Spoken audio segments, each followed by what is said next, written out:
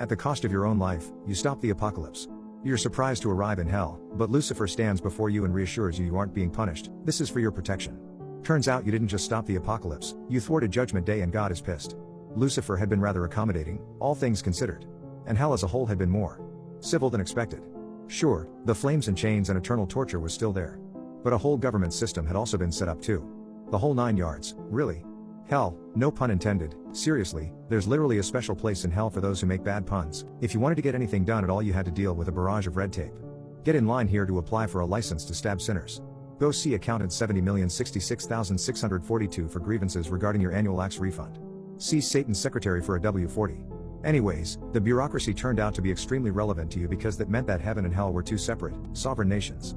Two nations that hated each other and therefore had very little in the way of extradition treaties. So with a little bit of paperwork you claimed political asylum, went into hell's equivalent of the Witness Protection Program, Sinner's Salvation Scheme, and even got some bodyguards in the form of some of the best assassins and hitmen in human history. Which also makes them some of the worst people in general. Today you were sitting in a cafe looking out over a lava pit filled with thieves. Satan sat across from you, a smug smile on his face. God is really at the end of his ropes now. He spent thousands of years planning Judgment Day, making dumb pacts, and sacrificing a few children here and there. It's so wonderful knowing he'll have to start over.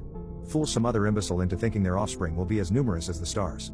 Well, you say in a clipped tone, I'm glad you're having so much fun with this, Satan. But some of us wanted to have eternal life in heaven. And let your precious earth die? You throw up your hands in exasperation. It was an accident. Look man, I hadn't known that lightning bolt was supposed to strike those missiles and start an atomic winter. I'm just the electrical guy. I was just doing my job setting up that lightning rod. Satan takes a sip of his special brewed tea of souls. The spirits of thousands of undead murderers scream as they are swallowed whole. Well, either way, God's pissed at you. You take a swig of your Pepsi and grimace at the strong carbonation.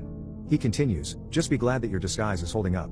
Even with our borders so heavily guarded, God has made it a habit in the past to lift up some worthy souls from hell. You snort. The disguise in question is a pair of Groucho glasses. The large plastic nose and bushy eyebrows make you look ridiculous. I feel stupid. How does this even help me? Well, you see, the king of hell muses, those glasses look so ugly that they only have a place in the underworld.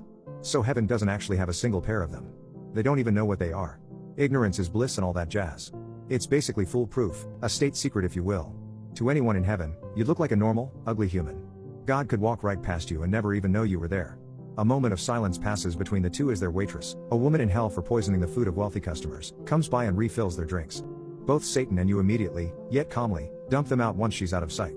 Where the liquid lands on the ground, it starts eating away at the floor rapidly. Acid again. Ah man. I was so sure she'd have used brain-killing parasite eggs. You sigh and pull out $50, handing it to Lucifer. A bet's a bet. He counts his money with a pointy grin. Nah, Lucille is always in an acid-killing mood on Mondays. It's always a Monday in hell. You shoot back. Part of the charm. After a moment's thought you give Satan a curious look. So what would God do if he ever got his hands on me anyways? Toss me right back into hell? Like that would do much good. Have you ever read the Bible? Satan says, one eyebrow arched. A little. Well, take your pick. You might have to acclimate to life as table salt. Or be stricken with leprosy. Or, should God be feeling a sick sense of irony, bring you back to life, promise the world won't end in fire and ice, and have you lived the rest of your life restarting the cycle for a new Armageddon. Lovely. You remark dryly. Don't worry, human. I'll make sure you'll be safe in hell. We've got plenty of lawyers on our side to back up your asylum here, after all. Thanks Satan.